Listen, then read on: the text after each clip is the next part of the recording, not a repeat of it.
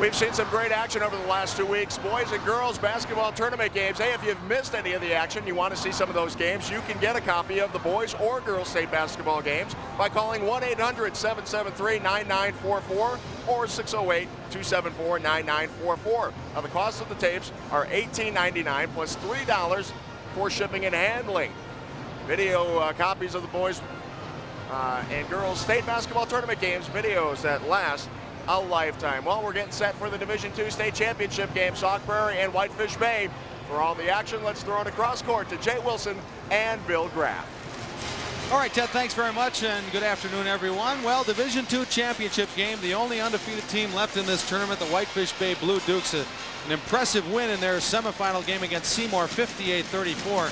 This is a team that's loaded, and Mario Boyd, one of the Boyd twins, is one of their leaders. Well, he is, and this is just a dream team. It's a dream that a kid has to get to the state tournament, and then you're undefeated. Could it happen? Undefeated state championship team. We're going to find out.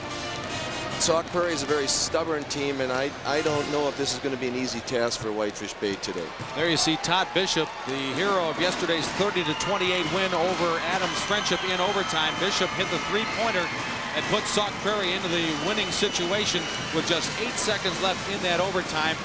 And the one thing that Sauk Prairie is going to have to try and handle today is tremendous defensive pressure all over the court from Whitefish Bay.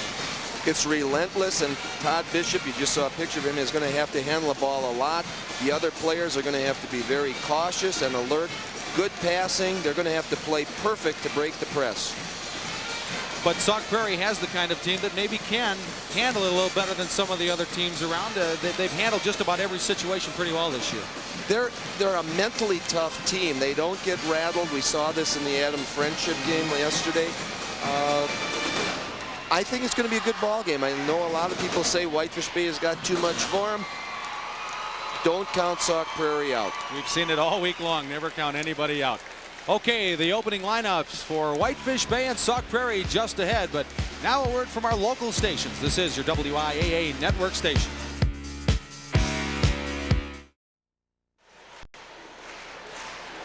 The Randolph Rockets have won the Division IV state championship, 72-65 over Elmwood. Next up, the Division II final, undefeated Whitefish Bay against 24-2 Sauk Prairie. Time for the opening lineups. Here's Pete Christensen. Introducing starting lineups. At a forward for the Whitefish Bay Blue Dukes, number 44, Anthony Wharton.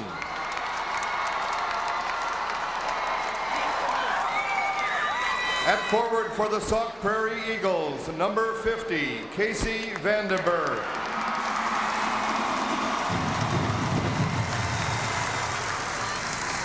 The other forward for Whitefish Bay, number 42, Mario Boyd. And at forward for Sauk Prairie, 00, John Ramirez.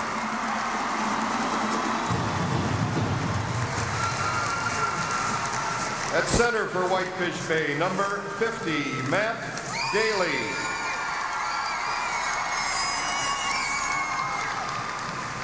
And at center for Sauk Prairie, number 40, Nick Bean.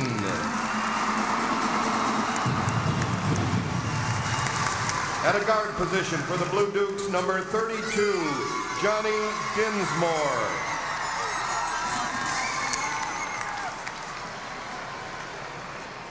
And at guard for the Eagles, number 22, Todd Bishop.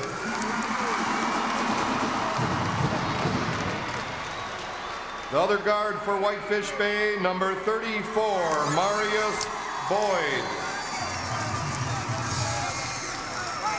And at guard for Sauk Prairie, number 24, Ryan Miller.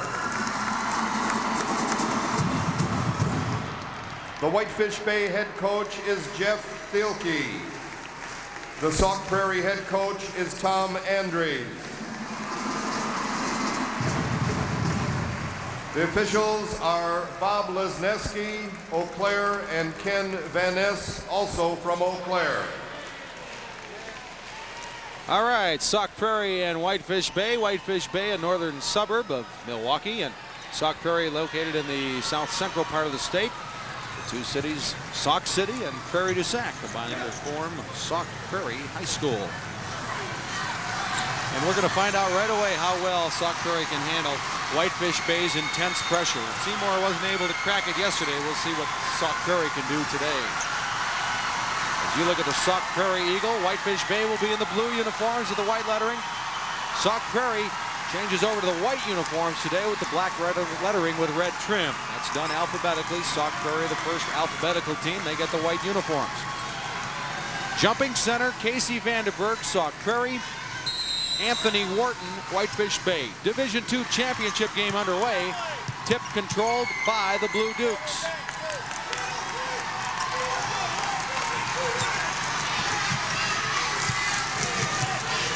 Johnny Dinsmore to Matt Daly.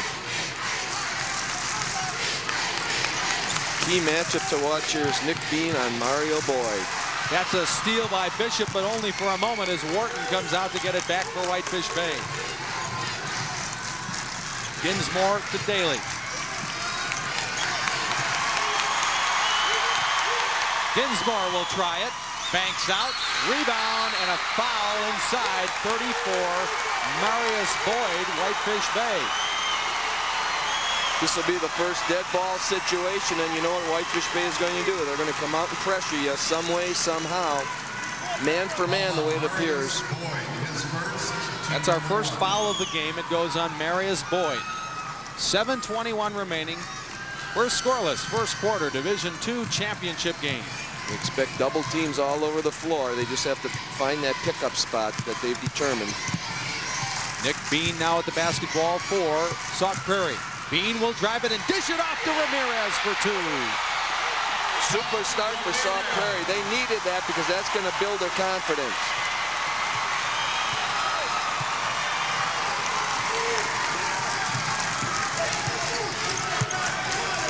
Whitefish Bay now with it. Marius Boyd. Wharton to Mario Boyd. Now Marius. The Boyds are twins. Now here's Johnny Dinsmore.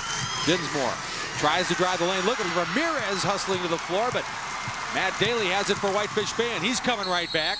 Drives the lane, and a foul is going to go on number 50, Casey Vandenberg, Sauk Prairie. So far, we've seen both teams offensively just drive it hard to the basket. Here you see Daly. Player wasn't there in time to take a charge, so they're shooting two. So Matt Daly to the free throw line for Whitefish Bay. Yesterday, he had 9 points, 9 rebounds in the win against Seymour. One of the problem areas that I see is Sauk yesterday did not have any game preparation against pressure. It was kind of a walk-em-up type of game with Adams Friendship, and today it's going to be a different story. So Daly puts Whitefish Bay on the scoreboard. They trail by 1 with 6:28 remaining. First quarter, it's 2-1 Sauk Prairie. And it stays that way, but the long rebound goes to Wharton. That's Marius Boyd putting Whitefish Bay in the lead.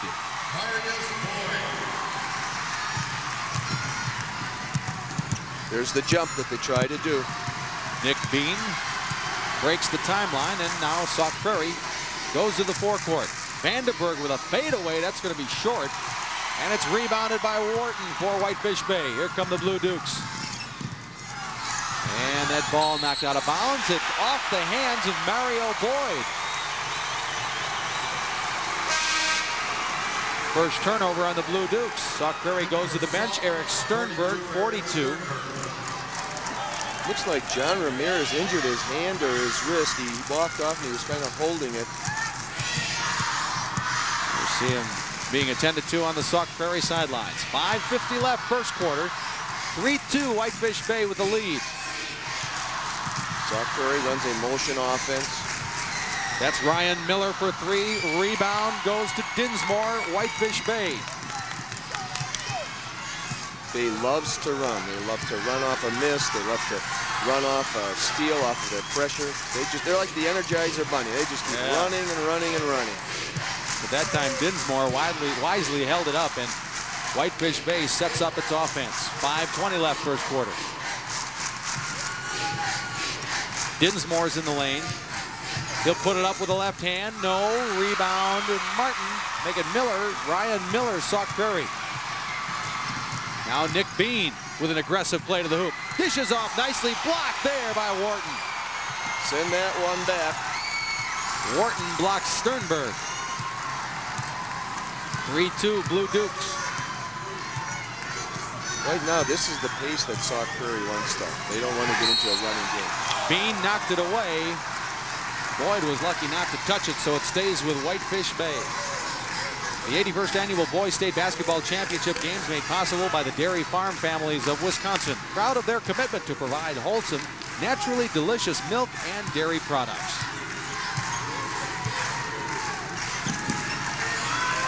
Sauk Prairie's played man defense all season long. It's been very good for them.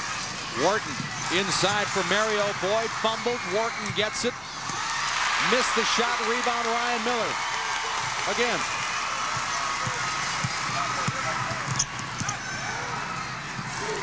That was an interesting sequence because that's off a missed field goal, and they set up full court pressure, and they trapped once it came over the 10-second line. Miller to Nick Bean. Pass gets by Bean into the hands of Boyd, and now, oh my, a foul on Whitefish Bay. Let's take a look at that one, see if he pushed off with his free hand.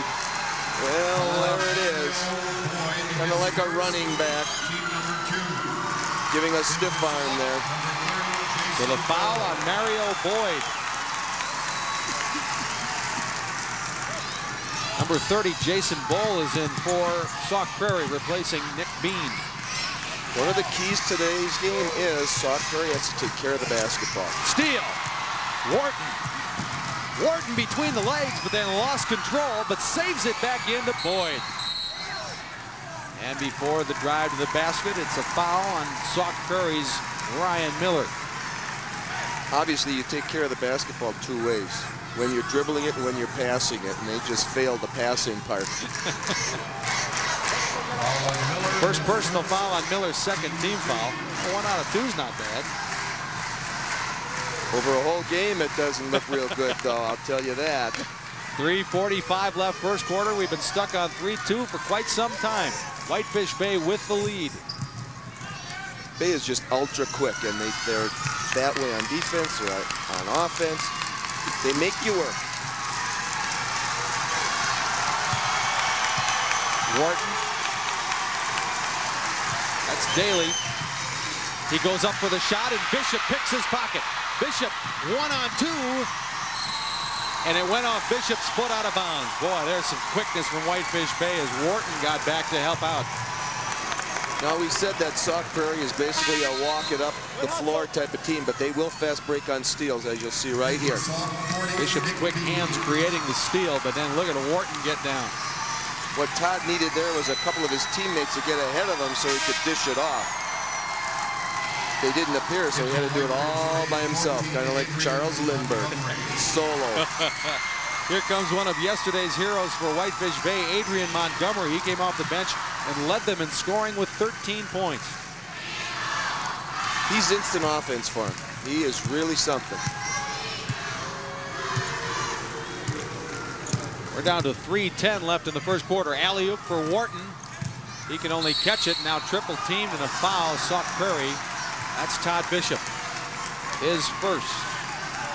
With all the pressuring that Whitefish Bay does, they basically go 6 deep. They're not a very deep team. First personal, third team foul on Sauk Prairie. Here comes number 54, Ben Wood. They call him I.O., instant offense. So we got 2 kids who light up right off the bench. They sit there thinking about a shot. Driving Dinsmore, beautiful move. He does that well. He really has a knack for doing that. Johnny Dinsmore's first 2 of today. He had 9 yesterday. Travel, Ben Wood. Defense does it several ways. Steals, turnovers. 2:44 remaining first quarter. Whitefish Bay 5, Sauk Prairie 2. We're back in a moment.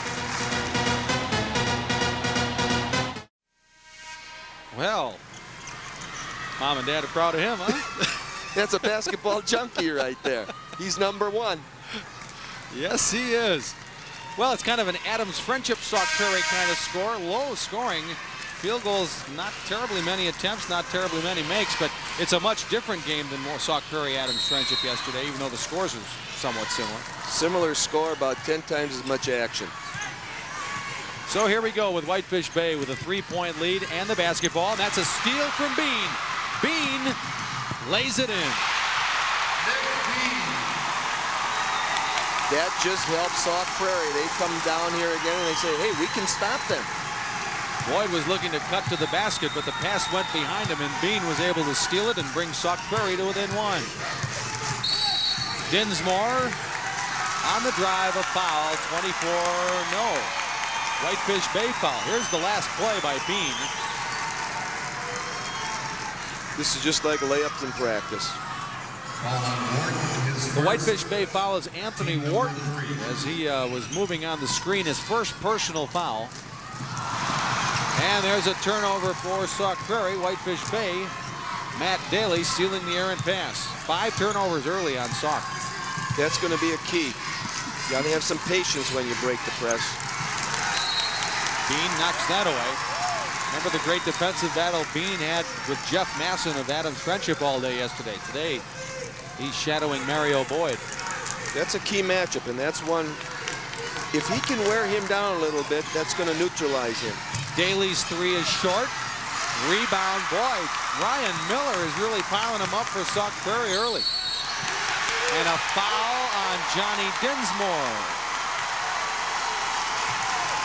Foul off their pressure, but that sends a message. Just be careful, because I got quick hands. I'm always going to be around you. Dinsmore's first personal, now 4 team fouls on Whitefish Bay. Once he crossed the ball over there were hands waiting for him. Todd Bishop now controlling. Here's Nick Bean. Bishop, nice move to get open. Wharton got a piece of the shot, but in the lane, Vandenberg gets it. Bean will try 3. Follow Vandenberg. Well, they had 3 nice shots at it that time, and the key was offensive rebounds. Whitefish Bay now trails Sauk Prairie by 1. One of the great influences in the Sauk Prairie program, as far as their defense, is Cliff Thompson, who was formerly at Milwaukee Lutheran. He did a great job there. We had some great games against Cliff. But he's an assistant coach. He's also the athletic director, and he has really given a lot of valuable input to the defense at Sauk Prairie. Final minute of the first quarter, and a traveling call on Anthony Wharton, Whitefish Bay. Sauk Prairie is causing turnovers in the half-court defense. Whitefish Bay is causing turnovers in the full-court defense. Marius Boyd returns for Whitefish Bay, and he tells everybody, settle down, settle down. Turnovers now even.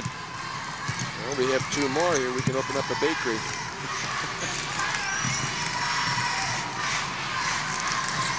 Vandenberg works the baseline. That shot is missed, and a foul on the rebound will go on Jason Bowl, his first. Sauk Prairie, 4th team foul on the Eagles. One of those situations where a player doesn't have good position around the basket and doesn't work to get better position, but goes over the back when the ball is coming off the rim. We're down to 35 seconds in the first quarter. Sauk Prairie with a 1-point lead. Anthony Wharton working on Vandenberg. Look at the spin move for Anthony Wharton. Got him in a one-on-one situation, and it didn't look like it was much of a contest. Wharton is 6'4", but that looked like a guard. Now, Sauk Prairie looking to get a basket before the first quarter ends. Foul. It'll go on Sauk Prairie. A foul away from the ball, as I believe Bull was setting a screen. That'll be Jason Bull's 2nd personal foul. Team foul number 5 with 8.8 seconds on the clock. That's costly because you're playing for your last shot. 8 seconds on the clock. David Bender, 52. Eric Sternberg, 42. A couple of seniors now in for Sauk Prairie. Final seconds of the first quarter. Watch your penetration. Dinsmore has it blocked by Miller, but he fouled him. Well, he fouled him, and Dinsmore was in trouble. Definitely hung up there and didn't know what to do. Can't pass, can't shoot. Here you see it. He hung up, and then he swatted at him, and that cost him. Team number 6. Obviously, he was in the act of shooting, so he's going to get 2. So with 9/10 of a second remaining on the clock, Dinsmore goes to the line to shoot 2. He was 2 of 2 from the line yesterday. On the season, only a 55% free throw shooter, but he is 3 for 3 in this tournament. Today he has 3 points. And yesterday he was 2 for 2. And now 4 for 4 this week. Bishop will let it fly, but that'll end the first quarter, and Whitefish Bay has a 3-point lead. Back with more in a moment. First, a word from our local stations, our WIAA network station.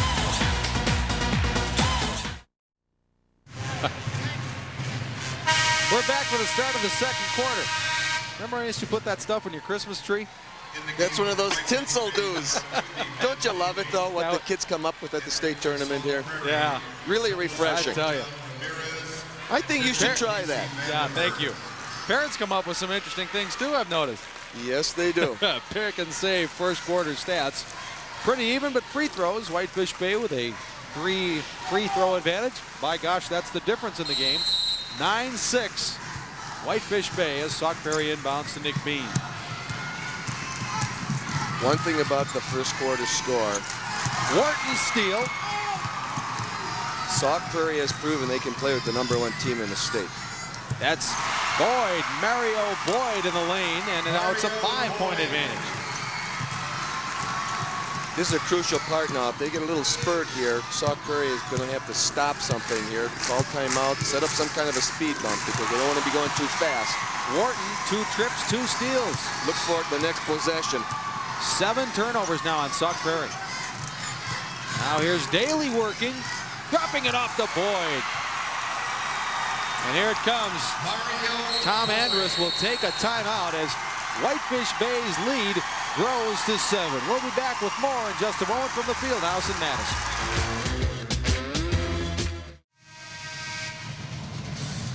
Welcome back to the Fieldhouse. Whitefish Bay has opened a 7-point advantage, and here's the latest basket as Daly was driving and dished off nicely to Mario Boyd. But really the story lately has been turnovers that Whitefish Bay does so well. They force the other team to make them.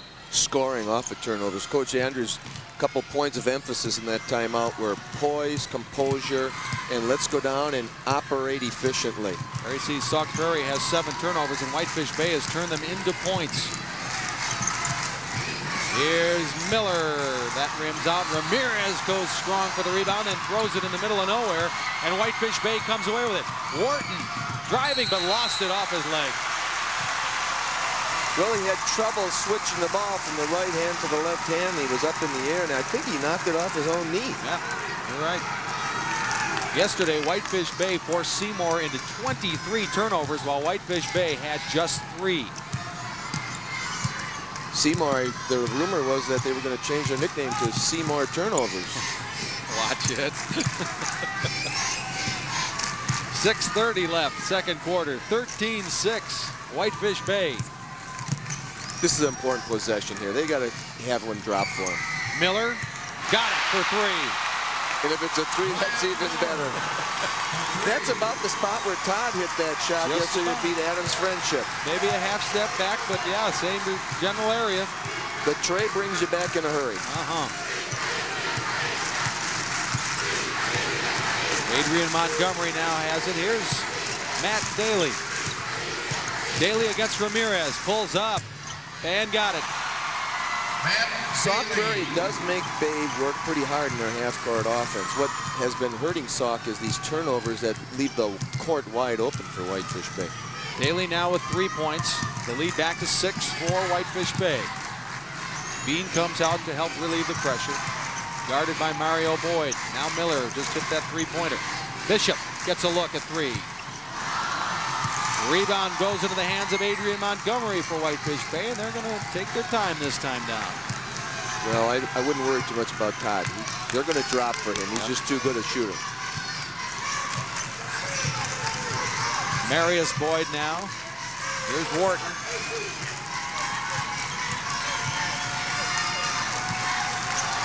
.5:10 left in the half. 15-9, Whitefish Bay. Sauk Prairie does have some mismatches on defense. Marius Boyd called for the travel. Couple of substitutions. Jason Bull in for Sauk Prairie, and Johnny Dinsmore, one of the starters, returns for Whitefish Bay. Also Ben Wood, 54, back in the lineup for the Eagles. Marshfield Clinic is a proud sponsor of the WIAA Boys Tournament. Physician care, medical research, professional and public education, an integrated system of care since 1916. Now here's Bishop, Ben Wood, Bean. Dishes nicely there. That's Vandenberg from Bean. Great job of penetration and then dishing off to the open player. Sauk Prairie back in business. They're down 4. If I see a weakness in Whitefish Bay, I think it's their half-court defense. Alley-oop intended for Wharton, but caught it off the backboard, but then was short. And Vandenberg rebounds for the Eagles. Deep, wide open is Bull. And blocked, but got it back. And missed the follow. That was Dinsmore flying through the air for the block. Now a 3-on-2 developing. Boyd is fouled. Well, I was just going to say it wasn't a bad foul, but it was, because that puts Bay in the bonus. I believe that's number 7. Plus it was in the act of shooting. Bishop gets the foul, but you're going to see Johnny Dinsmore. Man, he came from the other side of the street, didn't he? Bull's thinking, well, this should go in, and all of a sudden, whoop. Great athletic ability. Marius Boyd. So Marius Boyd to the free throw line. 6-1. With all the turnovers that we've seen, though, you would think the score would be 10, 15-point difference, and Sauk is hanging in there. Boyd rattles the bonus free throw out, and it's 15-11. Whitefish Bay, but the Eagles of Sauk Prairie have the ball.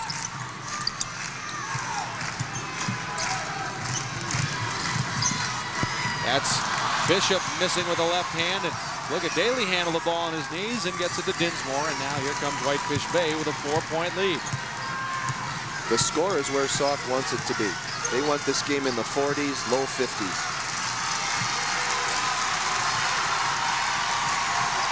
Montgomery. Great help side defense by Sauk Prairie. Wharton has it blocked by Bull, but he wasn't able to keep it in bounds. But nice help there by Jason Bull as he came to give Vandenberg a little help. Another thing Sauk Prairie does well is when the ball gets down to the low post, they double it up. Montgomery will try it and count it for 3. What a shot by Adrian Montgomery, and the foul on Ben Wood. That's a coach's nightmare. You don't want to foul a jump shooter, and then when you foul a guy shooting a 3 and he makes it, well, now we got a 4-point play possibility. Adrian yesterday was 3 for 3 from the tray line, so this has been going on all season long for him. Jeff Thielke talked about to his team about bringing your game face into the tournament, and Adrian Montgomery went up to him and said, "Mr. T, I brought my jump shot too." And there you see it. That 4-point opportunity misses, but Whitefish Bay is going to get it back as 2 Sauk Prairie players knock it out of bounds. Well, there's where a little bit too much intensity where you're battling your own teammate and the ball goes out of bounds. Now they relieve the inbound pressure with a long pass to Adrian Montgomery, and here come the Blue Dukes with a 7-point lead now. That's a perfectly legal play. You can throw it in the backcourt. Dinsmore will get his own rebound and miss that shot. Well, Dinsmore had 2 good looks at it, but just wouldn't fall for him. 3 minutes left in the first half. 18-11, Whitefish Bay. Another Whitefish Bay steal. Montgomery has Dinsmore on the right, but he didn't see him. Now Whitefish Bay will try to set something up with 2:55 left. Daly flashes the lane, traveled before the move. Knew what he wanted to do, but he just did a little bit too quickly. Boy, the majority of the Sauk Prairie turnovers are steals by the quick defense of Whitefish Bay. Yeah, it's not their ball handling so much as it's their passing. They're taking pretty good care of the ball when they're on the dribble. Here's Bishop feeding Miller. Well, that's a shot that has to go down if Sauk Prairie is going to be in this game. Daly has it stolen by Bishop. He needs somebody to get ahead of him so he can pass the ball up the floor. And Vandenberg now. Miller was open for a second. Now Vandenberg left open. That's short. Rebound. Marius Boyd. Whitefish Bay. Nothing wrong with that shot, but no teammates were in rebound position, especially on the offside. Foul. That's going to be another one on Jason Bowl. That's his third. Well, he's working hard. He's anticipating a steal in the passing lane and didn't get there in time. Third, team number 9. Here comes Mario Boyd for Whitefish Bay to replace Anthony Wharton. Here's You can see there's, yeah, it's a reach, and he knocks the player over besides. But again, if a kid makes an aggressive mistake and an aggressive foul, most coaches don't yell too much. So here's Matt Daly at the free throw line. Jason Bowl, as we said, with 3 fouls. Daly, a second-team all-conference selection in the North Shore Conference. Of course, Whitefish Bay, the winners of that league this year. Daly for the season is a 67% free throw shooter, so just about where you want to be.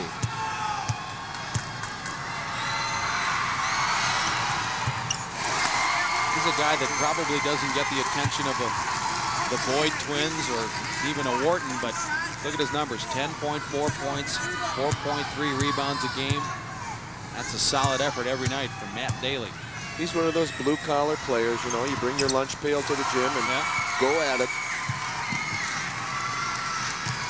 Just like the rest of us. That's right. Now it's 20-11, Whitefish Bay.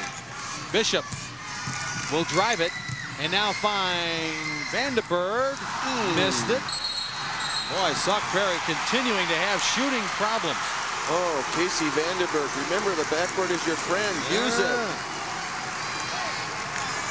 Yesterday, Sauk Prairie was 12 of 35 from the field, 34.3%.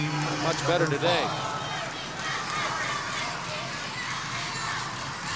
The foul is on Montgomery, his first personal foul. That is now 5 team fouls on Whitefish Bay at the 154 mark. Perspiration in the lane being mopped up by Ken Van Ness. We haven't mentioned much about the defenses for both teams, but both teams have stayed in their traditional man-for-man. Bean squared up nicely, but missed the wide open shot. Well, they need a stopper here and come back down and score before the halftime talk in the locker room. There's a bad stat for Sauk Prairie. They are 5 of 20 from the field in the first half. Daly missed it. Rebound. Boyd, yes. That's Mario Boyd. He has 6. Well, he wasn't boxed out, and that's one drill that most basketball coaches do every day. He is 3 for 3 from the field, and now Marius Boyd will get the personal foul for Whitefish Bay. His second. 1:17 left in the half. Foul on Marius Boyd, his second. Team 16 number 6. fouls now on Whitefish Bay. This is not an insurmountable lead because Sauk just keeps hanging around, but they've got to do a couple things down here on the offensive end for themselves. The shots have been pretty good shots. And they have some explosive offensive ability. They've shown that a number of times this year. NCAA East Regional. Marquette at halftime, leading Arkansas by 2. Bean banks it. There's a kiss off the glass. That's what you wanted. Nice pull-up shot. So the lead is now single figures again as we hit the final minute of the half. Here's Wharton. He's a smooth player. Let's see if they have the patience here for about 40 seconds to go for the last shot.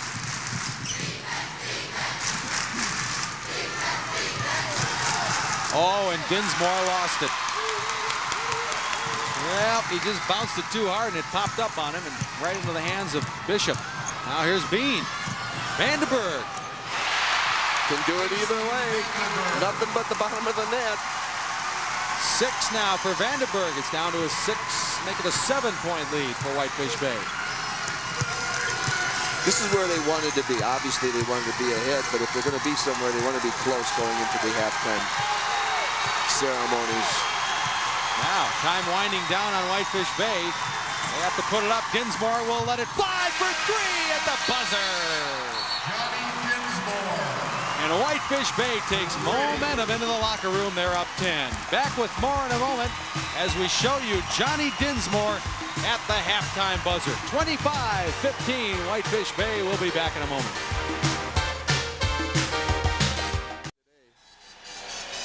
Well, Sauk Prairie had closed it to 7, but Bill, what does a shot like this do for a team coming out of the third quarter? Well, it breaks your heart because he takes off, he's behind the line. That's the important thing, not where he lands. And that all of a sudden now you're down double digits and you don't want to be in that position. So. Yeah. Well, you can see him going to the locker room. Whitefish Bay is bouncing and feeling good, and Sauk Prairie just kind of walking that way going, darn, we let an opportunity go there. But you can't say enough about Whitefish Bay's quick ability on defense to just really, that's the reason they're up 10. Exactly, and that's what they've done all season long against Division II teams, against Division I teams. Obviously, they played about 6 Division I teams during the regular season. And they're undefeated, so they can play against anybody. 25-15 Whitefish Bay at half. We'll be back with a look at highlights and stats in a few moments, but now let's go to Ted Stefaniak. Is equally as important as it ever has been, and we're trying to couple it with citizenship and character, and to broaden the definition of sportsmanship so that we don't get the word sportsmanship characterized or stereotyped as boring or not exciting. We think sportsmanship can be energetic, it can be enthusiastic, it can be every bit as exciting a concept as anything else involved with high school athletics. But it doesn't mean fanatic behavior, nor does it mean violence, nor overdoing it. And I think in an educational setting, sportsmanship is parallel to all the other principles of athletics for young people. Do you see coaches, parents, players, all the people in the spectrum buying into it and realizing that it's important? Well, I think they have to. As a state association, as administrators in our high schools, we can talk a lot about it, we can promote it, we can recognize it, we can reward it. But like anything else, it has to be local in its real deliverance. And that means kids and students, and it means coaches setting good examples and making sportsmanship a priority. It means spectators recognizing that bad behavior and remarks about officials and criticisms of every move that a youngster makes and second-guessing a coach all the time is not acceptable. And we need to have good sportsmanship, enthusiastic support of high school athletics in an educational setting with coaches and administrators and local communities all saying, let's enjoy it. Let's have fun as spectators and as kids and as coaches and communities. Then I think the pendulum swings back, and although I think there are lots of examples of bad sportsmanship and bad influences these days, I'm somewhat of an optimist in thinking that I think good sportsmanship and good behavior and positive developments in interscholastic athletics are also there and evident that sees that pendulum swing back toward a good future.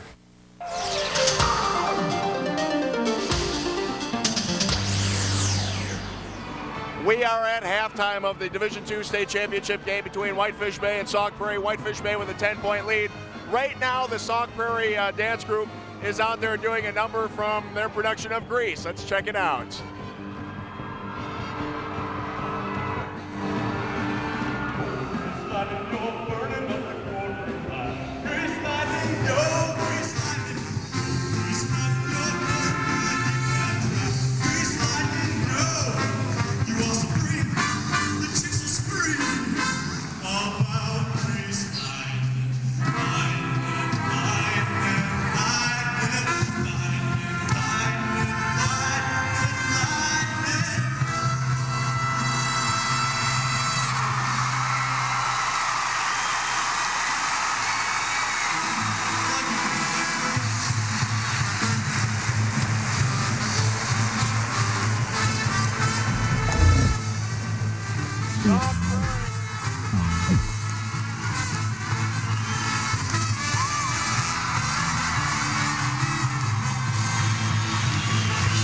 How about that?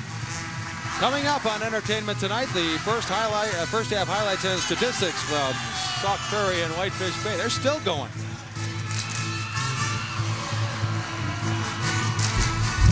Anything you'd like to add, Bill, at this point? Well, I think some of those kids should try out next season. They got some moves. Somebody came up and said, boy, that brings back a lot of memories, doesn't it? Well, let's move on to another topic. Okay, let's take a look at the first half highlights. Whitefish Bay has opened up a 10-point lead on Sauk Prairie. And as we start out, it's key player in that first half, Johnny Dinsmore. And that's what he does best. He penetrates, pulls up, shoots a little soft little jump shot. Sauk Prairie can play some defense too. Nick Bean, steal and score. Nice steal. He was in the passing lane, goes up, off the glass. Then a little later, Bean tried to hit the outside shot. It'll miss, but watch the follow by Casey Vandenberg. Perfect. Timed it well. Whitefish Bay then is the shot that put them back in front. They were trailing 6-5 at the time, but Wharton with a spinning move to make it 7-5. Nice little shake and bake move there. Here's Matt Daly. Nice dish. That's Mario Boyd. And Sauk Prairie looking for some offense. Things started to slip away, but here's Ryan Miller for three. But that brought him back. That was a very crucial shot. So they're down 7, Sauk Prairie is, in the final seconds of the first half when Dinsmore hits this. Well, Sauk Prairie is up, and then all of a sudden they're down in a matter of 3-4 seconds with that shot. And that gives Whitefish Bay a 25-15 lead over Sauk Prairie at halftime. Let's go to the pick and save halftime stats. Field goal shooting hurting Sauk Prairie, 7 of 22. Whitefish Bay, the only free throw completions of the day. Rebounding even, turnovers pretty even. I think the moral of the story is Sauk Prairie's got to shoot better. That's pretty simple, isn't it? Whitefish Bay leading them. Dinsmore with 7, including that three-pointer at the buzzer. Mario Boyd was 6. Vandenberg 6. Miller 3 for Sauk Prairie. Okay, it's 25-15. Whitefish Bay leading at halftime. We'll be back with the start of the third quarter in just a moment on your WIAA network station.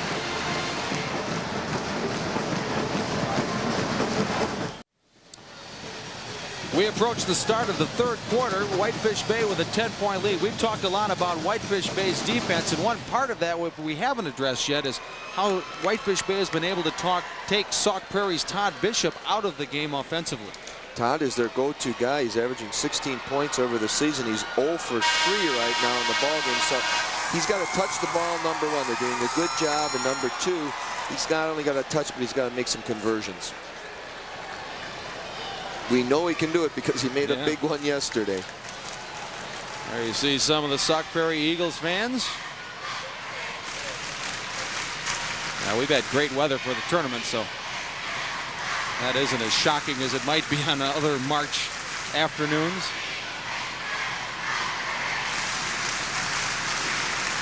Okay, here we go. Whitefish Bay will get the ball first. They'll go with their starting lineup.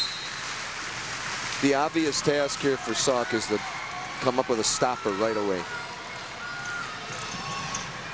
Here's Daly. Ramirez on him. Makes a move around Ramirez. Shot too long. Wharton rebound. Hook, no. Vandenberg knocked it out of bounds. Well, they did a nice job. They just couldn't hang on to the ball at the end. Tom Andrus says people see John Ramirez is guarding him and they think, well, I've got a mismatch here, but perhaps that's what Whitefish Bay is thinking as Daly gets the first shot of the half. Now here's that again. Daly and Ramirez. Sauk does a very good job, sound defensively half court. Here's Daly. Got 3. Matt Daly. I don't think it mattered who was guarding him on that one. That was a nice shot. Nobody was going to stop that one. And here's the pressure. So 8 points now for Daly. It's a 13-point lead for Whitefish Bay. Bean, lane to Vandenberg.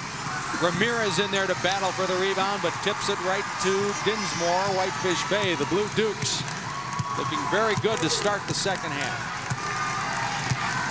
And as we said in the first half, Sauk needs one to drop badly. Now here's Mario Boyd. Daly will try another three. That's an air ball.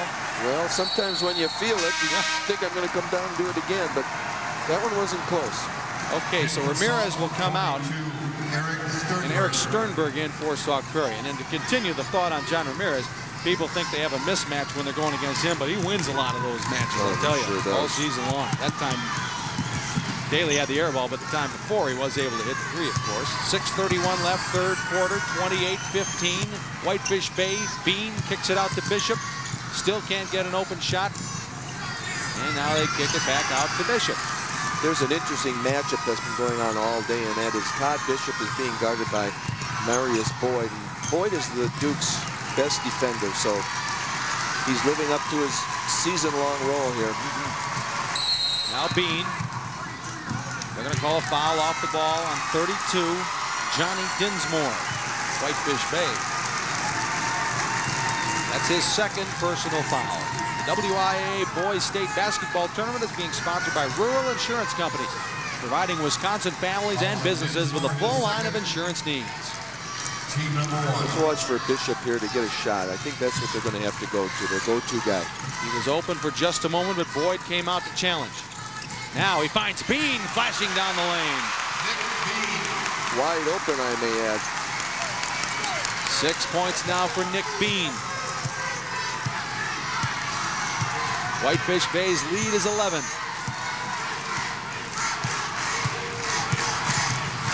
Dinsmore will pull up. Yes. Johnny Dinsmore. You know, he keeps doing that. He's going to be on one of those centennial memories or centennial moments. Remember that? Remember when? 1996. 30-17, Whitefish Bay. Inside, Vandenberg. Sauk is starting to have some good recognition passes. They're finding people who are open and they're connecting on the pass. That's what they need. Now Vandenberg has 8. The 5-minute mark, third quarter, 30-19, Whitefish Bay. Dinsmore, pull up again. He feels it. Johnny Dinsmore. When you're hot, you're hot. You just stay with what's doing good things for your team here. The senior Dinsmore now has 11 points.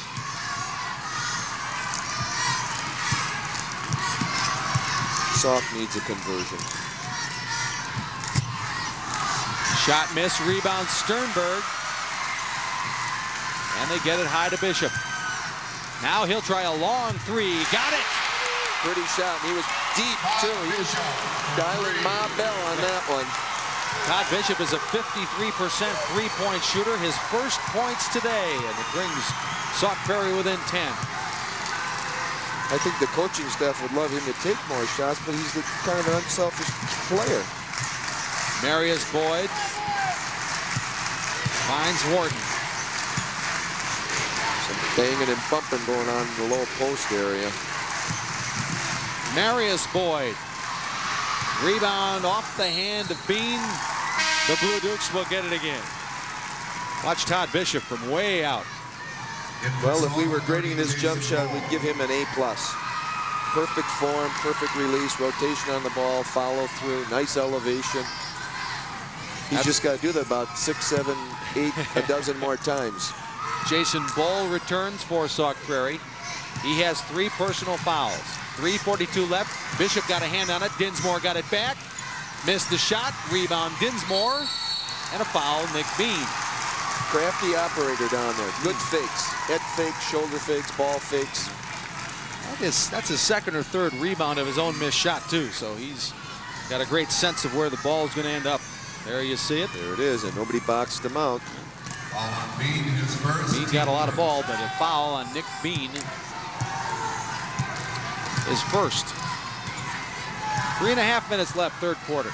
10-point lead, Whitefish Bay. If you're a Sauk Prairie fan, you can say, well, they haven't made it any worse, but on the other hand, if you're a realist, we didn't gain any ground here. That's what you got to do, chop that lead in half. Well, there's a turnover, and Sauk Prairie now down 10. Ooh, Bull almost got caught in the front court, back court situation, but he's okay. There's the matchup. There's the key matchup right there. Boyd on Bishop. Now they kick it out to Bean. 3, got it.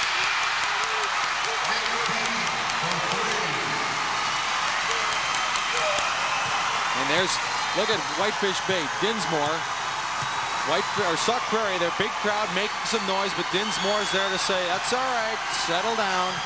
It's been a long time since Sauk got noisy. Daly tries 3, no foul, and the ball loose. Bean will get it. Bean against Boyd. No basket. That was before the shot, the foul. Mario Boyd, 42. Now the blood starts flowing a little bit heavier. This is what they needed. They needed a break. Foul is before the active shooting, so it'll be a common foul on Whitefish Bay. In comes Adrian Montgomery as play is stopped with 2:45 left third quarter. Whitefish Bay still leads it, but now only by 7.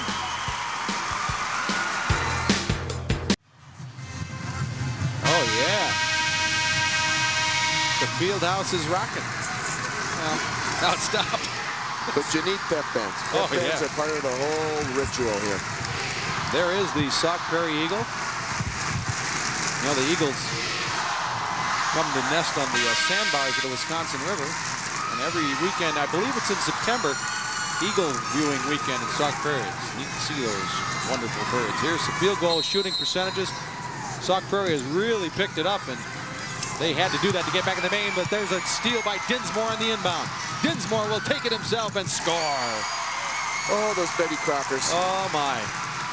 So there's Sauk Prairie looking to cut it to 5, but Dinsmore takes it the other way and makes it a 9-point game for Whitefish Bay. Just when Sauk was starting to do some good things. Now, here's Vandenberg. Trying to up their intensity on defense here. Bishop now guarded by Montgomery for a moment. Nice little switch out on the perimeter that time defensively by the Blue Dukes. And now they switch back. Bishop around Montgomery, driving. Foul, blocking foul, Whitefish Bay. That'll send Bishop to the line. It was a very nice, quick first step by Todd, especially going to his left because he's right-handed. Here you see him. So Wharton gets the personal foul, second personal foul. Team number 3. Third team foul on Whitefish Bay. Boy, the story of this whole week has been defense. Everybody talks about it.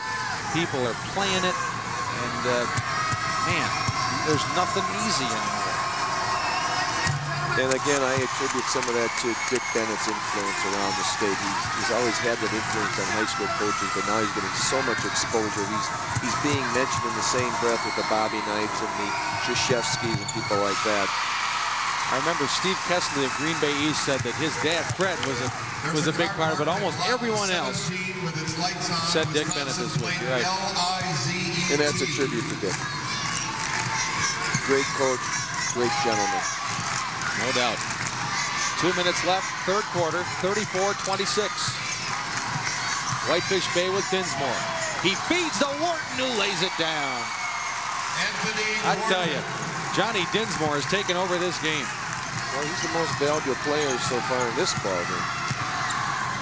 Great court recognition. Sees the whole floor, sees his open teammates.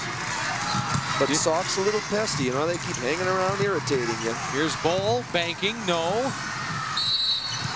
And a foul, Sauk Prairie. Todd Bishop. Nope. Bowl, number 30. That's 4 fouls on Jason Bowl.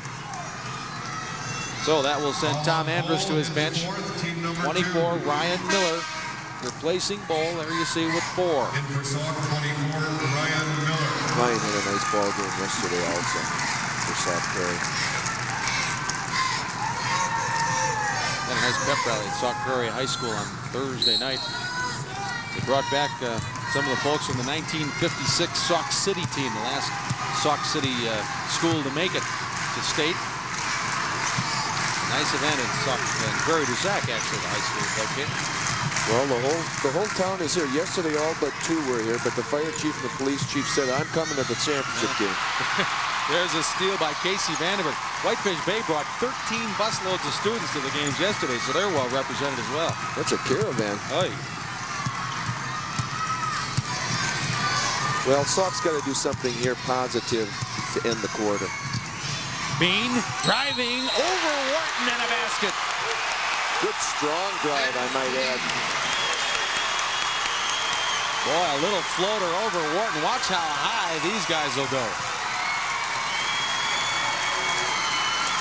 That was 1-on-3. He got by his defender and he got over the two guys waiting for him. Good height. Whoa, beautiful. Nice touch. Alan Pierce with some nice camera work at center court. Boy, and what a great job by our production crew this week. The engineers, the camera people, producers, directors. They make it easy for somebody like you and I. I'm a rookie, well, so. It's the only place in the country that televises this many high school basketball tournament games in 2 weeks between the girls and the boys, and they don't get nearly the credit they deserve. But every time somebody comes up and says we really enjoy your telecast, they're really the ones that deserve the credit. Our job is to stay out of their way. That's right. Don't screw them up. 36-29, Whitefish Bay. That's the time remaining in the third quarter. Here's Johnny Dinsmore. Montgomery has it. He'll drive. He'll put it up. Rolls out. Boyd rebound, but knocked out of his hands by Miller. Whitefish Bay keeps it. The reason it was knocked out, and coaches harp on this a lot, when you get the ball, don't bring it down below your waist, and that's exactly what he did. Keep the ball high. Keep it around your chin. Dinsmore nailed a three at the end of the first half. Now we'll see what Whitefish Bay gets out of the final possession of the third quarter. It's in the hands of Dinsmore. Will he try another three? He will. Get it in a foul! My goodness! Well, if his penetration moves don't make the Centennial memories, his 2 3-point shots will. Well, if you're Sauk Prairie, he's a Centennial nightmare. Johnny Dinsmore at the end of the half, at the end of the third quarter with 3-pointers at the buzzer, and this one could turn into a 4-point play. Bishop tried to get out of the way but couldn't. Dinsmore hits the free throw, and it's 40-29 Whitefish Bay. Largest lead of the game. We'll be back with more in a moment, but first a word from our local stations. This is your WIAA network station. Johnny Dinsmore's three at halftime gave Whitefish Bay a 10-point lead. This 4-point play gives them an 11-point lead after three. And that's a tough shot because you're going to your right. You got to bring the ball back. He's a left-handed shooter. Nothing but the bottom of the net, however. Boy, and you can see the emotional lift. The entire Whitefish Bay bench and the players on the court just jumping off their seats. So it's an 11-point lead for Whitefish Bay. As Sauk Prairie now. We've seen them string a couple of baskets together to get close. They got to within 7. You look at the pick and save third quarter stats. Whitefish Bay out rebounding 7-3 in that period. That's going to be a foul off the miss on Sauk Prairie. Nick Bean gets it, his second. One of the things the coaching staff at Sauk Prairie is going to have to decide now, well, how are we going to get back in this? Our half-court defense is keeping us close. Should we extend it a little bit? 3 quarters, full court. Now Whitefish Bay with an 11-point lead and the ball. Daly has it to Adrian Montgomery.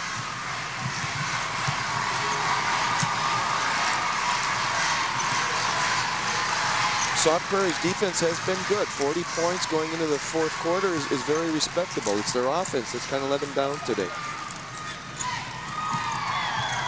7:15 left. That's a reach-in foul on 42, Eric Sternberg. First personal. Well, you can see he's reaching around, and officials sometimes, even if it's not a foul, you're in such poor defensive position that they'll always give the benefit of the doubt to the offensive player. That's the 5th team foul on Sauk Prairie. Now John Ramirez back in to guard Daly. And they've used that play a lot. Boy, they throw it in the backcourt on baseline out of bounds place, sideline out of bounds place. That's that safety valve pass that Coach talks about.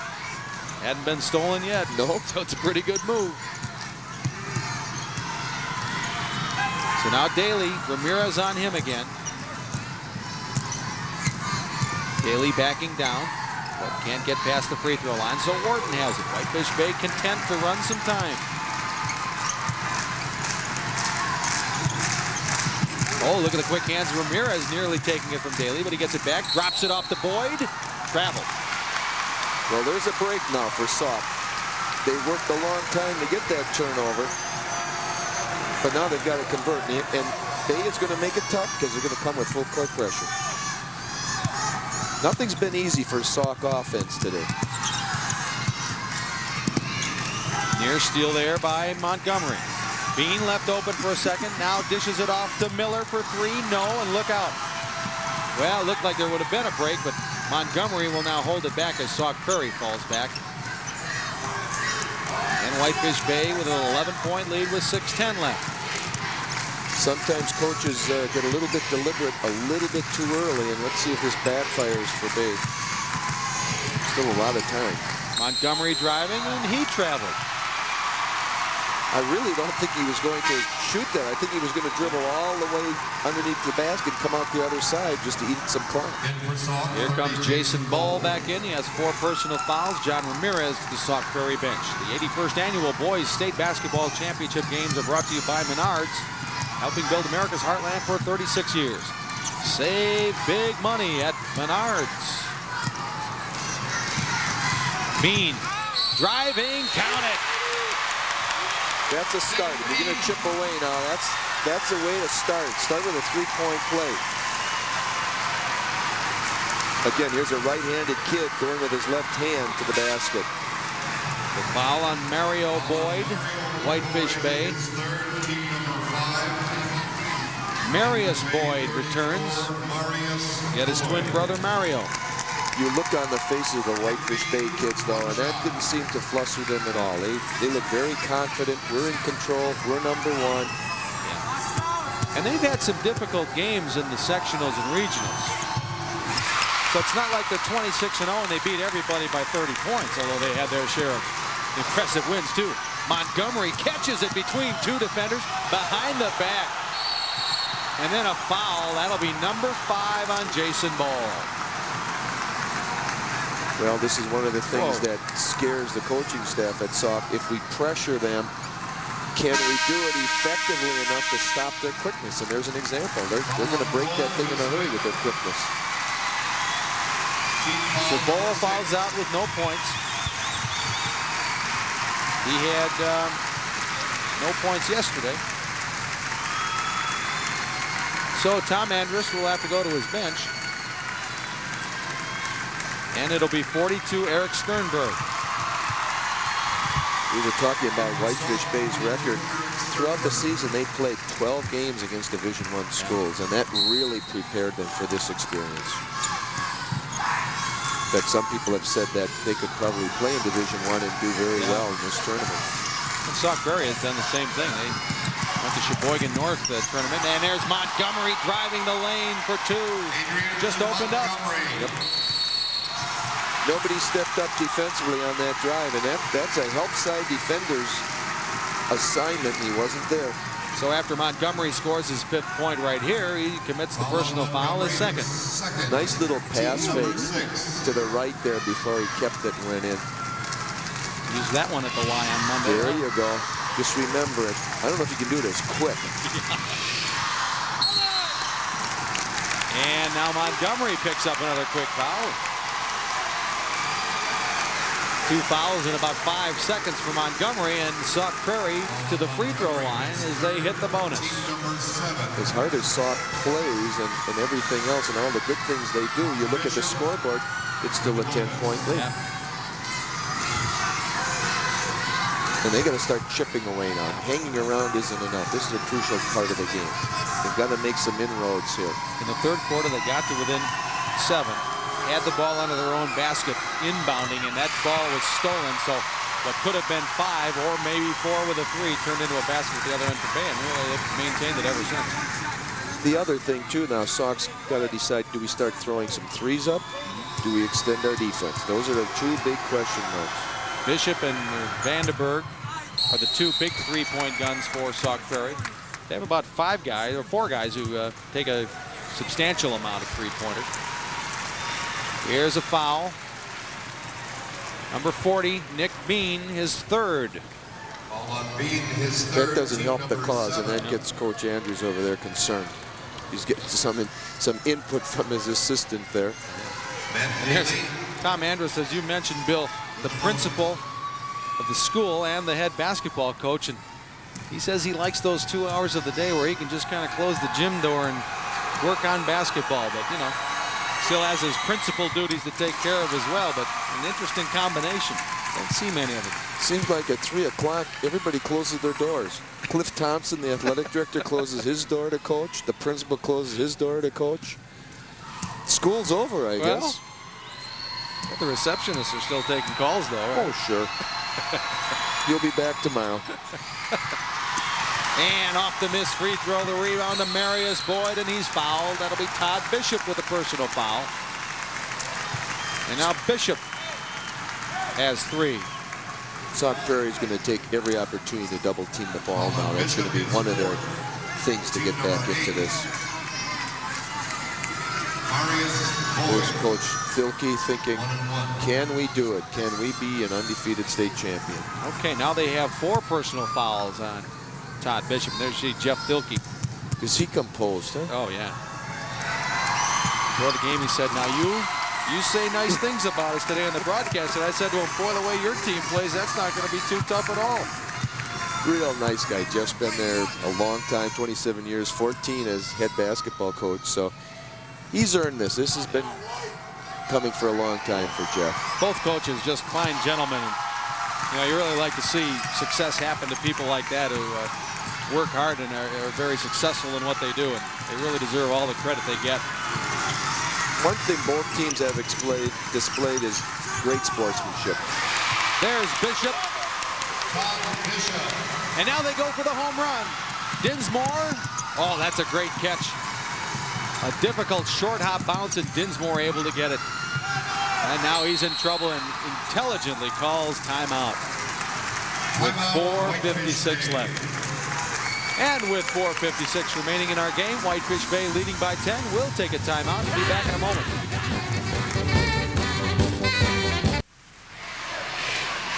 It's a 10-point game with 4:56 left, and the bad news for Sauk Prairie, it's not getting much closer than 10. No, it isn't. They're trying hard. We're not questioning their effort or anything. It's their productivity right now. Kids are playing hard and doing everything they can, but there are some mismatches, and Sauk just has not been able to overcome that. The shooting percentage has improved, but well, things have turned around for the Marquette Golden Eagles as the Razorbacks. 7 minutes left. Look out.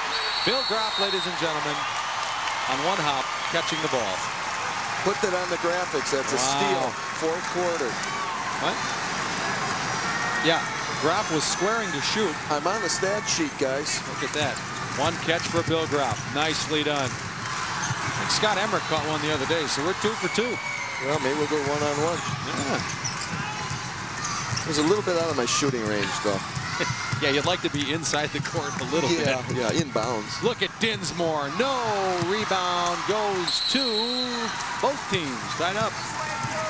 Possession arrow to Whitefish Bay. They don't even get the break on the alternate possession, Sauk Prairie. This has been a tough one. So the Blue Dukes under their own basket.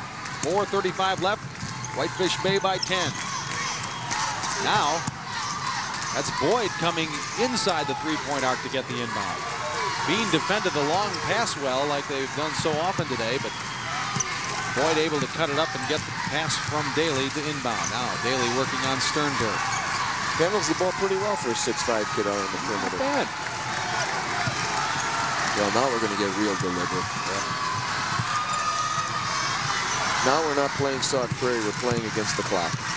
Oh, they tried to feed Montgomery, but Daly's pass was too tall. So a turnover back to Sauk Prairie. But now the time is becoming a big factor. 4:07 left. Both teams are in the bonus. Both teams with 3 timeouts remaining. Look out. Montgomery hustling. Can't save it, though, but what a great play by Adrian Montgomery. Well, Adrian was concentrating on where the ball was and not the line that time, but great hustle.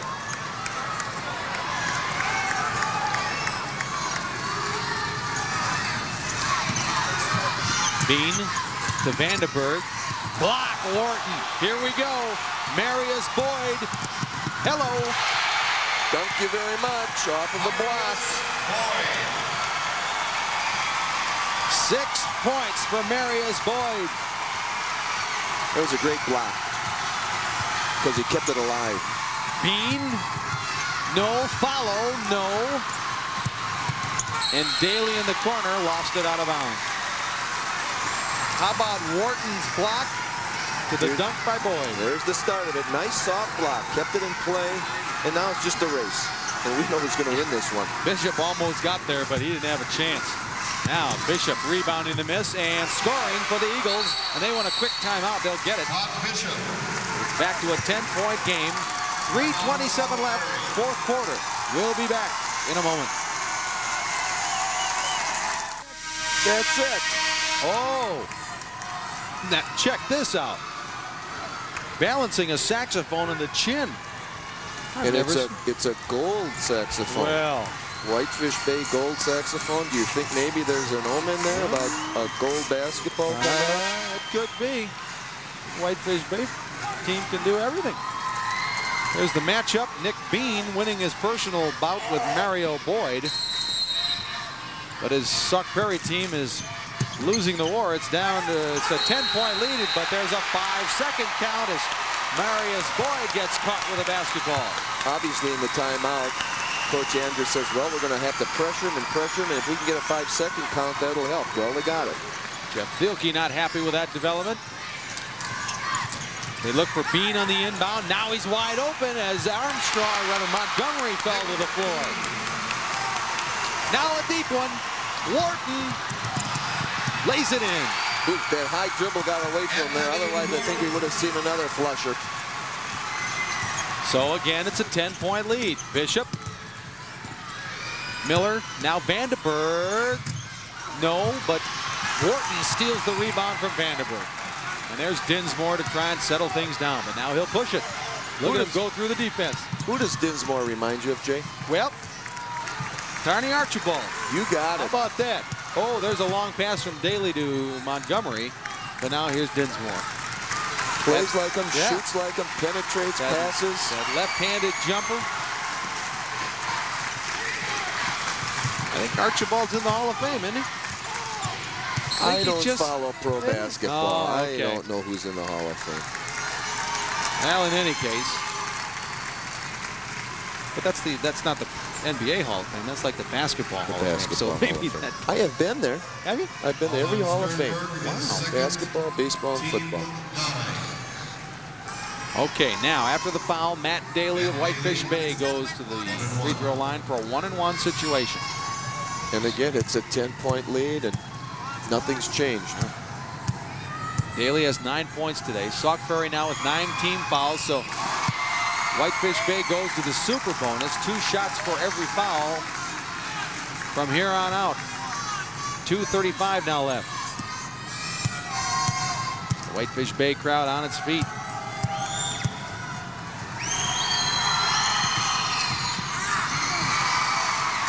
There's a chance. Let's see if Sauk Prairie starts throwing up some threes here. That's a quick way to cut a lead. But you know Whitefish Bay's defense won't give him anything open now. There's diving on the floor. That's that Montgomery again. Yeah. Nope, that's Wharton on the floor. 50 points isn't a lot of points to give up defensively, but 39 is not enough offensively. You need more. You need 51 if you're going to give up 50. Jeff Thielke in his 14th year at Whitefish Bay. His career record 127 and 81. And perhaps 222 away from his first state championship. Inbound Vandenberg, nice move and a score. Nice little ball fake, little jump hook. And the pressure is here. Now here's Daly. Wharton has a squirt through his hands, but Dinsmore there to get it. And now Bishop tries to take it away, but they're going to get the foul. Not on Bishop, it'll be on Ryan Miller, his second. Well, that's what they've got to do now. They can't hold anything back. He'll come from behind right there as Miller got his hands on it. Now he's the call. A little touch foul. So Dinsmore to the free throw line. Again, 2 shots now for Whitefish Bay, and what a game for Johnny Dinsmore. Another thing Whitefish Bay is doing now is they're sending somebody deep every time on that inbound. Well, they're not falling into the pressure trap of putting all your guys in the back court. They're spreading the floor out, and that makes it more difficult. I wonder if Johnny would mind if we called him Tiny. We'll ask him. Okay. After the game. Get his autograph. This keeps up. I'm sure he won't mind talking after this one. Nick Bean with a left hand. Well, it's not quite over yet. 50-43 as we go under 2 minutes. But we got to move it up the floor here, Sauk. Marius Boyd between the legs to cross the timeline. Now Wharton comes out to help. In the hands of Dinsmore. I know Coach Stilke is saying, just keep moving and screening. Keep moving. Don't stand.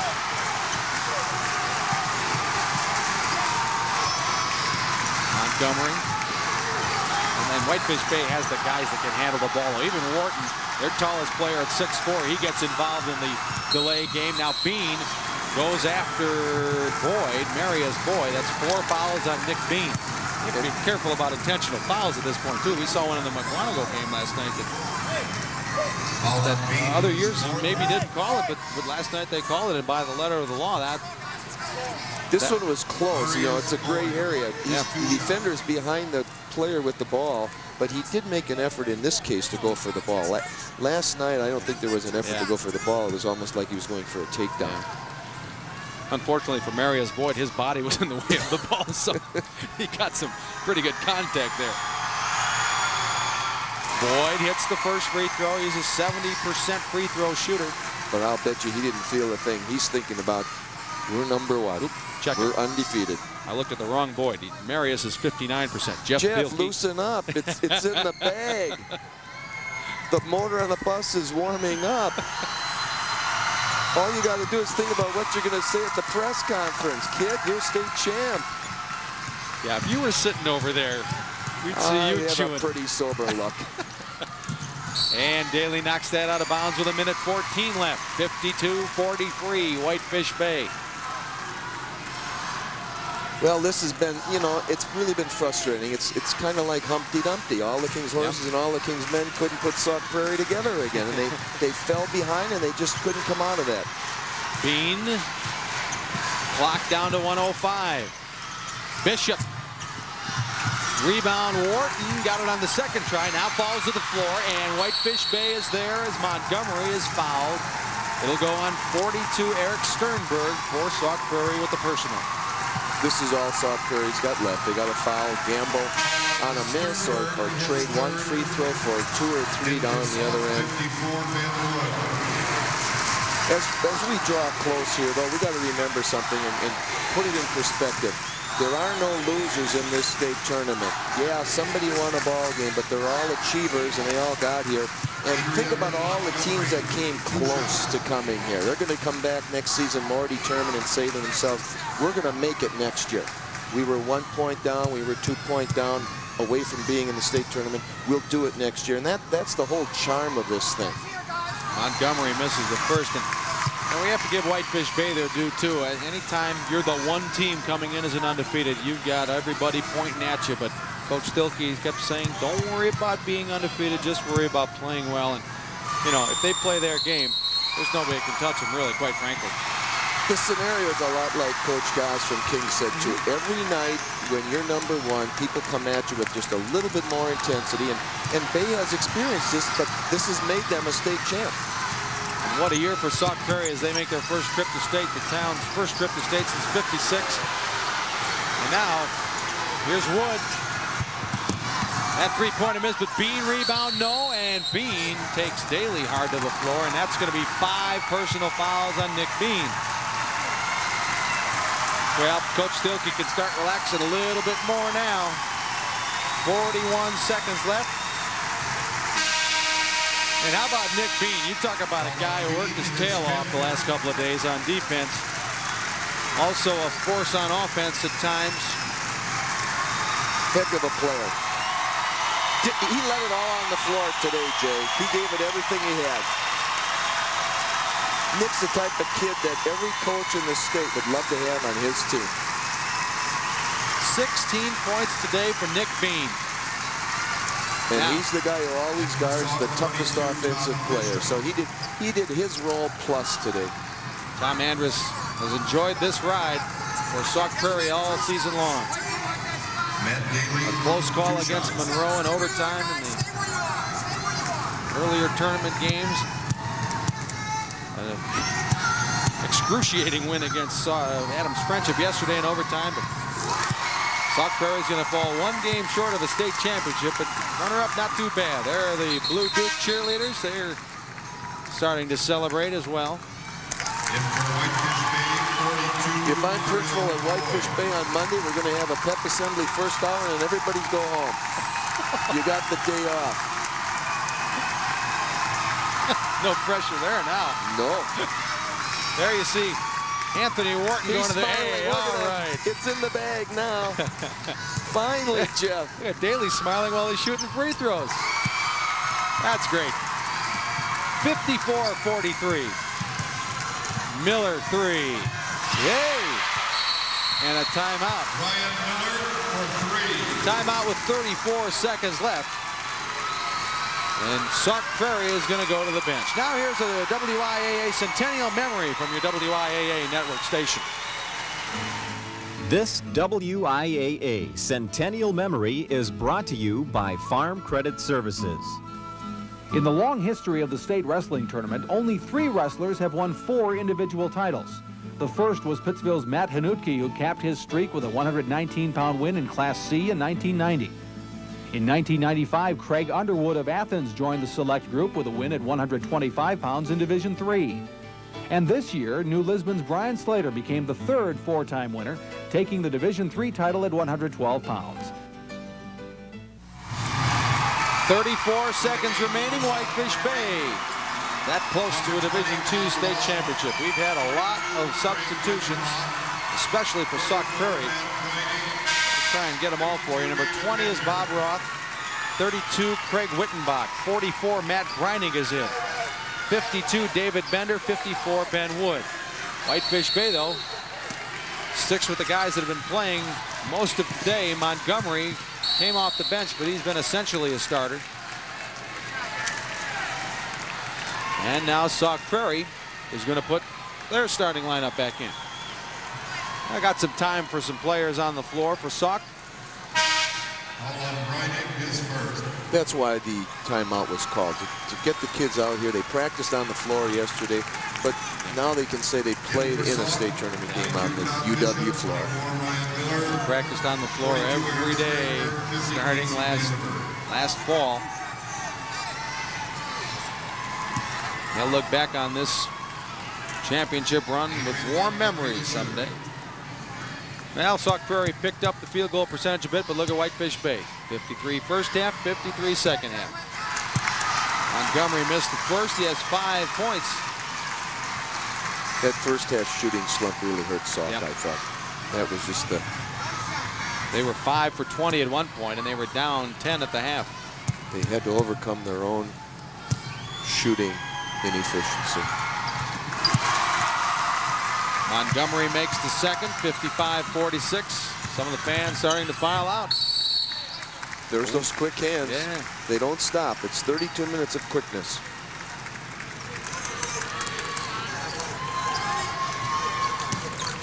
Tony Earl, former governor of Wisconsin, in the crowd today. Bishop misses that 3.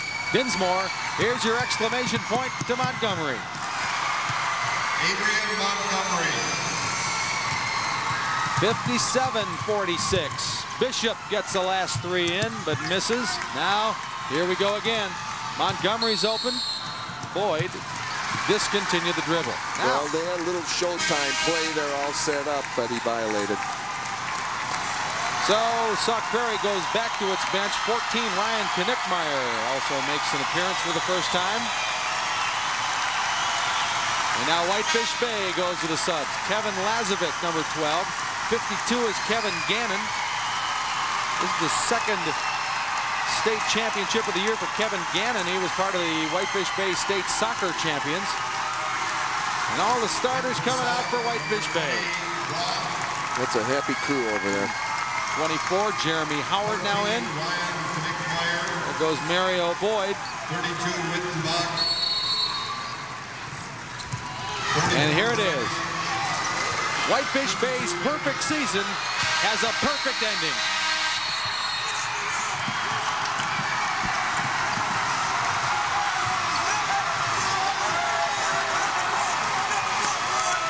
They're definitely #1, aren't they? Yeah. Marius Boyd hits it right on the head. The final 57-46. Whitefish Bay, your Division II champions. Back with more in a moment. First, a word for our local stations. This is your WIAA network station.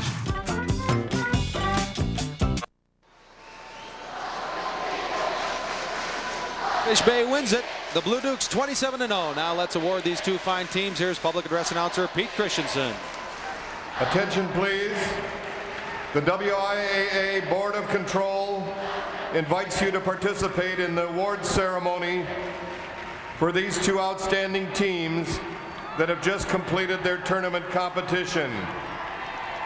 Making the presentation to the Division II teams will be James Smullins, Assistant Principal, Milwaukee Juneau High School. Jim Monroe, District Administrator, Monroe Public Schools. Assisted by Karen Kuhn, Associate Director of the WIAA and Tournament Director. Will members of the Sauk Prairie team proceed to center court as your name is called?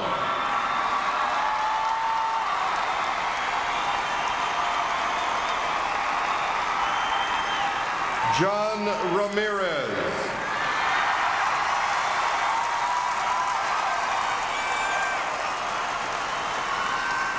Ryan Knickmeyer.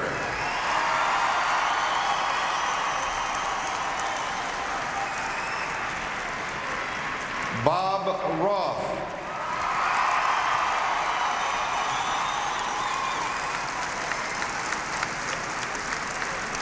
Todd Bishop.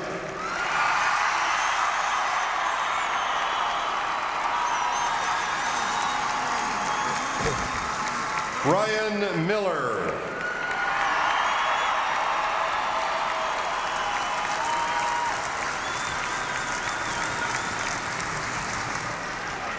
Jason Bowl.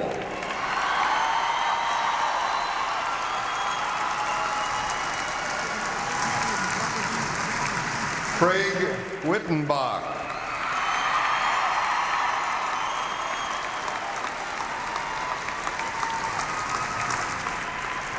Nick Bean.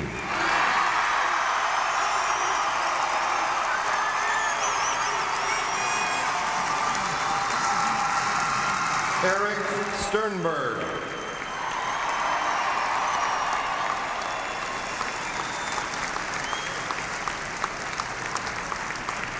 Matt Breinig.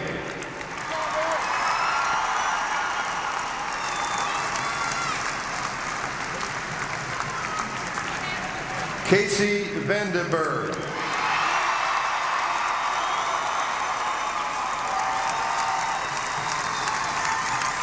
David Bender.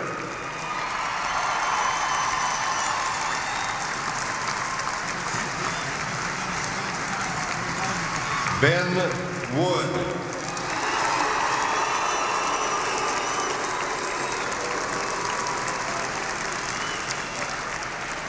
Coach Tom Andres of Sauk Prairie to center court.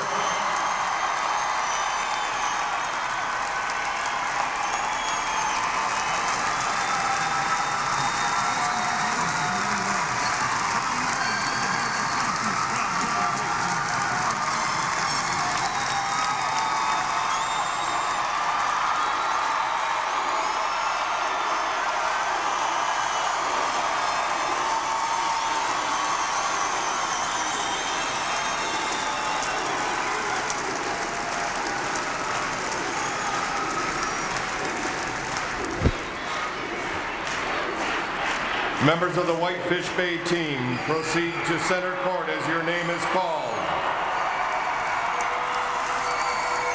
Kevin Lazovic.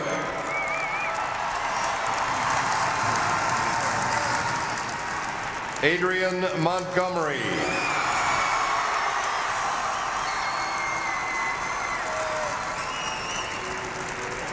Steve Blyer.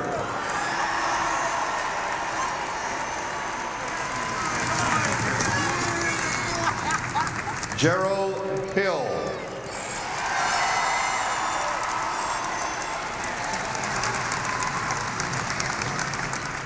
Jeremy Howard.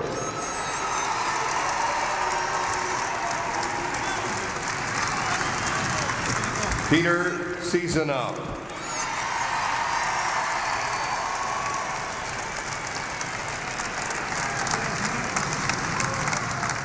Johnny Dinsmore.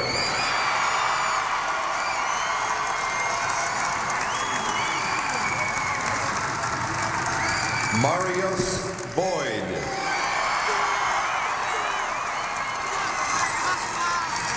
Thank you. Yes. Mike Schober.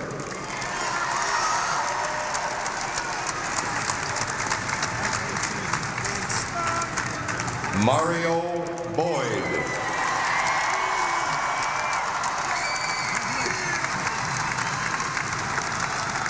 Anthony Wharton.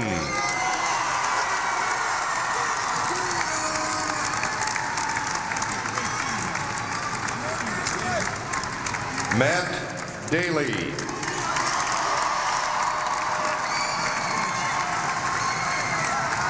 Kevin Gannon.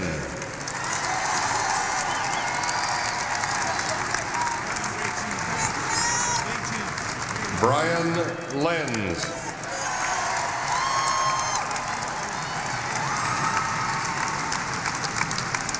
Coach Jeff Thielke of Whitefish Bay to center court for the team trophy.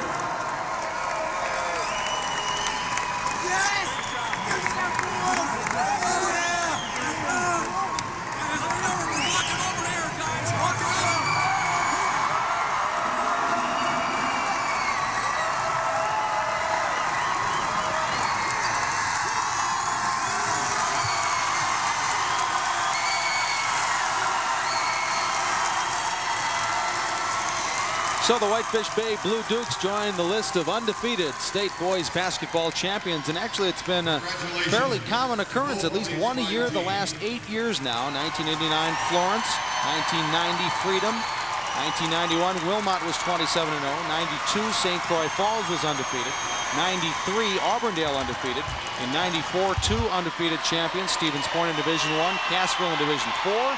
And last year, that Cassville team made it 2 consecutive undefeated seasons as they went 24-0, or 27-0 rather, to win their second straight Division IV championship. And teams that get a lot of publicity, a lot of billing being undefeated, don't often live up to, or they stumble along the way or something, a bad break here, a bad break there. But not only did Whitefish Bay get the breaks along the way, certainly, but they had the talent, and that really was the defining factor of this 1996 state championship team. You could see how they made the breaks, too. Yeah. They may have gotten some breaks, but the vast majority of breaks they made, and they really earned it. You know, a boy, a ball, a dream, but even in their wildest dreams, an undefeated state championship, that doesn't come along too often. There's something scary. Marius Boyd and Mario Boyd, the two twins, they're only sophomores, so we may not have heard the end of this Whitefish Bay club. We're standing by as the Whitefish Bay celebration continues. They have now joined as a team with the trophy at the interview area. We'll hear from winning coach Jeff Thielke in just a moment. In fact, we are now ready. The whole team, it's a whole team effort. Might as well have the whole team in the winning interview. Here's our Ted Stefaniak with Whitefish Bay coach Jeff Thielke. We are being mommed right now by the entire champion Division II Whitefish Bay team. Congratulations, guys. And Coach Jeff Thielke, congratulations, 27-0 in a state Division II championship. Thank you very much. I'll tell you, this is the group right here. They are the guys. They put it on the line. They've been dreaming about it, thinking about it. 3-4 years, 2 years for a couple. But they've done it today, and it's their effort in its entirety. Johnny Dinsmore was the senior leader through this team, and a tremendous game once again, Johnny. Johnny, what can you say about this group of guys? I don't know, it's the greatest group of guys I've ever played with. I mean, I love them all like brothers. I mean, they're just great. They help me. Teamwork. You guys going 27-0. Does that add anything to the championship? It just make it a lot better. It just make the whole season, all what we work for, and make it a lot better. All the killers in practice and all the hard work, banging and stuff in practice, makes it perfect. Hey, Matt Daly, you had a big game too, another one of the seniors on the team. What's it like to be a senior state champion, 27-0? It's not done very often. Feels great. I can't, there's nothing else to explain it. It's perfect feeling. All hard work just came down, just number one. Nobody can dispute us, and all these guys are great. I love every one of them, man. Number one. Well, everyone's having a great time down here. Now, Coach, Sauk Prairie did make a couple of nice runs at you guys during the game. What were you telling the guys during the game? I just think we needed to keep our composure down the stretch. We knew it was going to be physical. It became a physical game. Guys were getting knocked around a lot, but we held our ground. We came up with some big plays. Our defense, again, I think was the story, not only through the season, but even for the state tournament now. Was it the type of game you expected? Very definitely. We talked about it. We had our matchups laid out. We watched a little bit of the game. We watched a little bit of the tape. So we knew we were going to match up. We knew we had to come out with pressure defense. I thought that they shot probably a little bit more outside than I thought they would against us, but there were some good screens and we fought through them, had some big steals. Obviously, Johnny hit some big shots for us on those three-pointers when he got fouled on 2 occasions, so that was big for us during that game, yeah. Well, I hope you guys have a nice place for that gold-plated trophy. Now, there's one thing I did notice during the week and during the timeouts. You guys always put one finger up towards the sky. What was that all about, Joe? Get them up. Well, that stands for our number one. Number one, champs, state champs, 1996. The Division II state champion, Whitefish Bay Blue Dukes. Let's throw it back to Jay and Bill. See, now my school, we didn't have a very good basketball team. That meant we had to go to the bathroom, but now it means they're number one. That's I great. knew the answer. That was an easy question by Ted. That's a layup, right? Oh, boy. All right, congratulations to Whitefish Bay and to Sauk Prairie on a great season for the Sauk Prairie Eagles. 24-3, it ends up second place in the state, but Whitefish Bay, the champions, 27-0. Let's take a look at our game highlights. We pick it up with Nick Bean, and we mentioned it before. We'll mention it again. What a great scrappy player he is. Came up with 16 points today, but the glue that held Whitefish Bay together today was their senior guard, Johnny Dinsmore. Johnny Tiny Dinsmore did it all. It's a scary sight for a defender when you see Dinsmore coming down on a break. Well, you're not sure what he's going to do. Is he going to shoot? Is he going to continue his drive? And here's one of the big plays of the game. End of the third quarter, a 3 that turns into a 4-point play. Nice art. And that really hurt if you're Sauk Prairie. That just put you back where you were, and you were gaining ground at that particular time of the game. Okay, but Sauk Prairie hung around all game. Watch Nick Bean. Explodes to the hoop, and the foul on Mario Boyd at that point. Did it all today. Yeah. Really did. But here's another huge play. Wharton will get the block, and that starts the break. That's a block/assist. Because at the end here, we got a finisher. Marius Boyd jams it home. But Nick Bean and Sauk Prairie kept hanging around. They got to within 7 at one point. Nick Bean rebounds at one end. He'll get it behind his back and finish with the left hand. Bean did all he could today. But Whitefish Bay just a better ball club, quite frankly. As they go on to the victory, Whitefish Bay 57. Sauk Prairie 46. Your pick and save final statistics. Sauk Prairie improved a little from the field, up to 38%. Not enough though, Jay. Yeah, free throws, Whitefish Bay 10 more than Sauk Prairie, and rebounds. Whitefish Bay started controlling the rebounds there in the second half. Rebounds and turnovers coupled with the subpar shooting percentage, I think, led to Sauk Prairie's demise. But again, great season overall. You don't remember the last game, you remember the whole thing in perspective, and they had a great season. Okay, and a quick check of the scoring leaders for today's game. Johnny Dinsmore, the 5'9" senior guard, with 17 for the Blue Dukes. Matt Daly, a big game as he scores 12. And for Sauk Prairie, Nick Bean leading with 16. Todd Bishop, no points in the first half, came up with 12 in the second for that victory. Think Whitefish Bay could play in Division I? I really do. Yeah. You know, there's a saying that you see on shirts all over the place, go hard or go home. Yeah. There's an addendum to that. It's go hard and go home champs. And that's what Whitefish Bay did today. Yeah, and just, again, Jeff Filkey said it, the defense did it for him. Not because they were stealing the ball off the dribble. It was they were stealing the passes of Sauk Prairie. I think Sauk Prairie was concerned about protecting the ball and got a little bit careless on their passes, and you could just see the Whitefish Bay kids overplaying in the passing lanes and coming up with steals, which resulted in very easy conversions. Layups are high percentage shots. Shoot 100% for a layup. Okay, well, in Division 4, Randolph beat Elmwood 72-65. Whitefish Bay, your Division 2 champion, 57-46 over Sauk Prairie. Well, that was fun. Well, there's going to be more fun tonight. Yeah, it's going to get hotter and hotter in here, no doubt about it. So thanks for being with us. For Bill Graff, I'm Jay Wilson. Now let's go back to Ted Stefaniak. Thanks a lot, gentlemen. Nice job as always. Well, another great moment here as the Whitefish Bay takes the Division II state championship. A great moment. There have been several over this 100 years of the WIAA. Right now it's time to check out another centennial memory. This WIAA Centennial Memory is brought to you by Farm Credit Services. The most famous name in tennis in Wisconsin history, the Whittlingers of Neenah. In 1969, John Whittlinger started the family tradition with the first of his 4 boys state championships. In 1994, Tate Whittlinger won a doubles title for Neenah. And the Whittlinger girls weren't to be outdone. From 1983 to 86, Tammy won the girls singles title, and sister Terry was part of the winning doubles championship.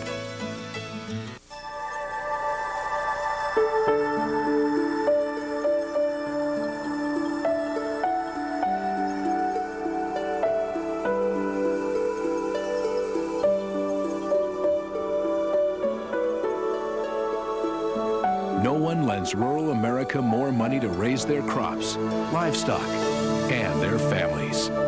Farm Credit Services, at the heart of a growing America.